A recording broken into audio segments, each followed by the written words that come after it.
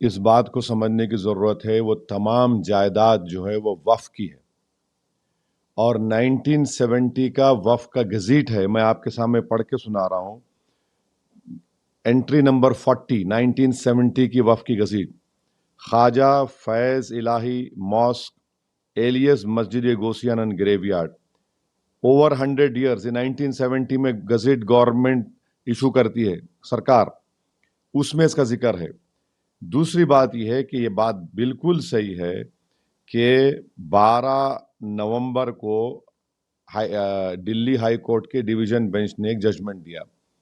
حیرت انگیز بات یہ ہے کہ جو پٹیشنر ہے سیو انڈیا فاؤنڈیشن, یہ لوگ کورٹ کو جاتے ہیں. ان کا بیک گراؤنڈ مجھے معلوم ہے, ان کا بیک گراؤنڈ ان کا بیک گراؤنڈ RSS کا ہے.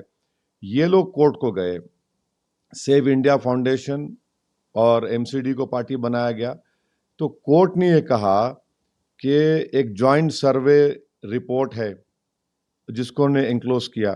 اچھا, یہ جوائنٹ سروے میں کنڈکٹ کون کر رہا ہے؟ MCD کے لوگ, DDA کے لوگ, اور آپ کے LNDO کے لوگ, ریونیو ڈپارٹمنٹ کے لوگ اور پولیس آفیشلز. بھائی جب جائیداد وقف کی تو وقف کیوں نہیں ہے سروے میں؟ سر 1970 کا وقف کا گزٹ انٹری نمبر 40 وہ لکھ رہا ہے کہ 100 سال پرانی وقف ہے. یہ سروے ہوا, سروے میں یہ لوگ نہیں ہیں. اور تیسری حیرت انگیز بات یہ ہے کہ یہ کورٹ کے آرڈر میں کورٹ نے کیسے طے کر دیا کہ زمین ان کی ہے؟ کورٹ کو یہ چاہیے تھا کہ وہ وقف ٹریبیونل طے کرتا, وقف ٹریبیونل کو نہیں گیا. چوتھی بات یہ ہے کہ جب کورٹ نے کہا کہ LDO کی ہے تو اس وقت دلی وقف بورڈ کے ایڈیشنل اسٹینڈنگ کونسل بیٹھے ہوئے تھے کورٹ میں, انہوں نے کوئی اعتراض نہیں کیا. پانچویں بات یہ ہے کہ کورٹ نے کہا کہ MCD کے ڈپٹی کمشنر کو, بھائی ڈپٹی کمشنر اپنے ہی معاملے میں کیسا فیصلہ کرے گا بتائیے؟ یہ تو پرنسپلز آف نیچرل جسٹس کے خلاف ہے. تو اسی لیے دلی وقف بورڈ کو یہ چاہیے تھا کہ اس میں پارٹی بنتے, یہ جو آرڈر آیا, اور اس کو بتاتے کہ بھائی یہ 1970 کی گزٹ ہمارے پاس ہے, یہ وقف کی پراپرٹی ہے. تو یہ نہیں کیا گیا.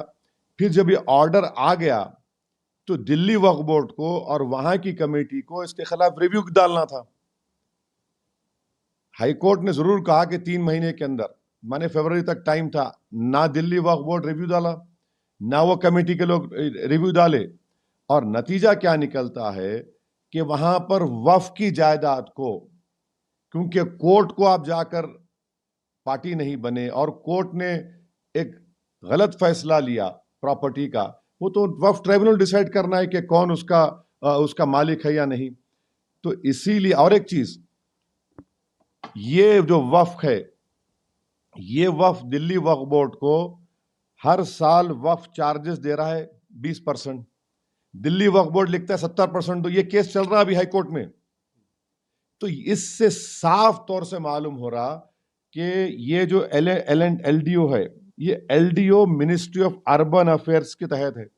تو مرکزی حکومت اور دلی کی مل کر, اور اس وقت کا جو ایڈمنسٹریٹر وقف بورڈ کا تھا اور MCD کا ہیڈ تھا, ایک ہی آدمی تھا. یہ اس لیے کہ میں وقف کا ممبر ہوں تھا, میرے کو معلوم اس میں, اور وکیلوں سے بات کیا میں. تو یہ سراسر غلط ہے.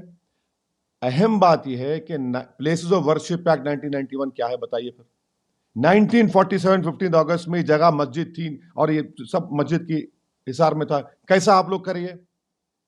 پارلیمنٹ کا قانون ہے, اس کو بھی بالا تائق رکھ دیے, تو اس کو بھی دھجیاں اڑا دیے. تو اسی لیے ہم کہہ رہے ہیں کہ یہ ایک بڑے منصوبہ بند طریقے سے کورٹ کے سامنے جا کر نہ دلی وقف بورڈ گیا, نہ یہ کمیٹی والوں کا کام تھا کہ جا کر کورٹ کو بتاتے. اور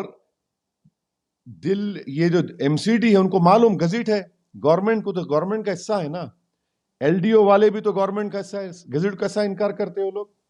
تو یہ نقصان وقف کی جائیداد پر ہوا. وہاں مسجد کو بھی مانا گیا کہ تھوڑا بہت نقصان ہوا, نہیں معلوم, لوگ بول رہے ہیں, مگر یہ سراسر غلط ہوا ہے. اسی لیے امید کرتے کہ دلی وقف بورڈ اور وہاں کی مینجمنٹ کمیٹی فوراً سپریم کورٹ کو جائے اور جا کر یہ تمام حقیقت سپریم کورٹ کو بتائے اور سٹیٹس کو لے وہاں پر.